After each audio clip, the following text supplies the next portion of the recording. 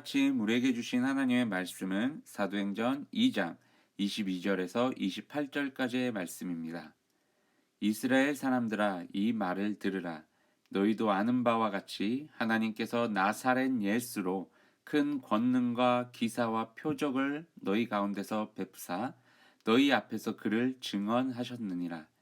그가 하나님께서 정하신 뜻과 미리 아신 대로 내준 바 되었거늘 너희가 법 없는 자들의 손을 빌려 못 박아 죽였으나 하나님께서 그를 사망의 고통에서 풀어 살리셨으니 이는 그가 사망에 매여 있을 수 없었음이라.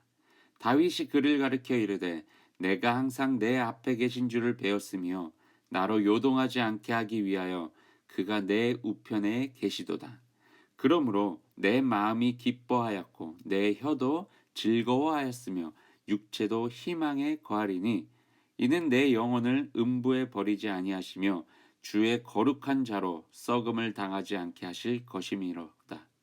주께서 생명의 길을 내게 보이셨으니 주 앞에서 내게 기쁨이 충만하게 하시리로다 하였으므로. 아멘.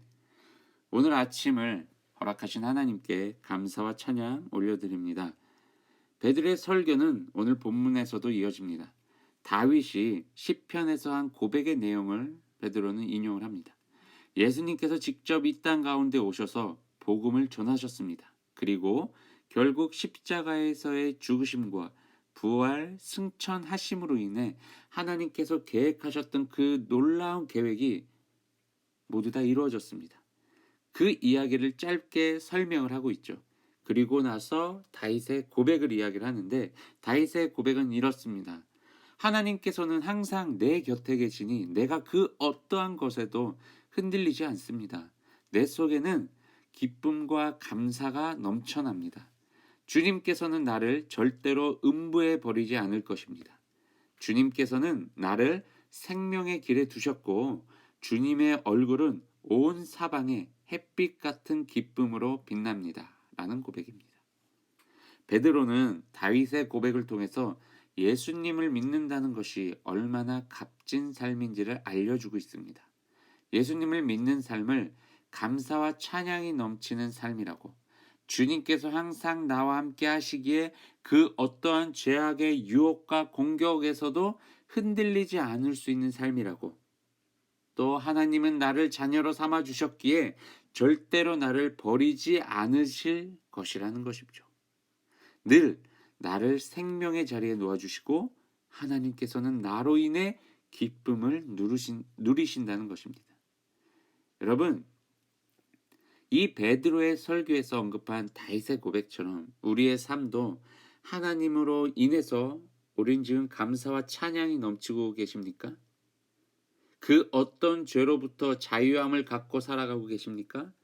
하나님께서는 나를 절대로 버리지도 떠나지도 않으실 분이시라는 것에 대해서 그 어떠한 의심도 품지 않고 온전한 신뢰를 갖고 살아가고 계십니까? 복음을 전할 수 있고 복음의 능력이 나타날 수 있는 것은요, 내가 그 전하고 있는 복음에 대한 확신을 갖고 살아가는지가 매우 중요합니다. 베드로는 성령의 임재를 경험하고 복음에 대한 확신이 가득했습니다. 어떻게 보면 예수님께서 복음을 전한다고 십자가에서 죽으셨는데도 이제는 복음을 전하는 것에 대한 불안, 염려, 걱정이 베드로에게 모두 사라졌습니다. 자신도 예수님처럼 복음을 전하다 죽을 수도 있을 거라는 두려움이 있었을 텐데 성령이 임하고 나서요, 이 모든 두려움들이 사라졌어요. 성령 충만했죠. 그리고 이제는 자신이 믿고 따라야 하는 복음이 무엇인지, 어떠한 능력을 보이는지 알고 있었습니다. 그래서 복음을 전하는 것에 대해 매우 기뻤고 흥분해 있었습니다. 이 구절을 읽어보면요, 베드로의 그 마음과 또 그 흥분된 그런 어떤 그 심리적인 상태나 모습들이 좀 상상이 되기도 하는데요.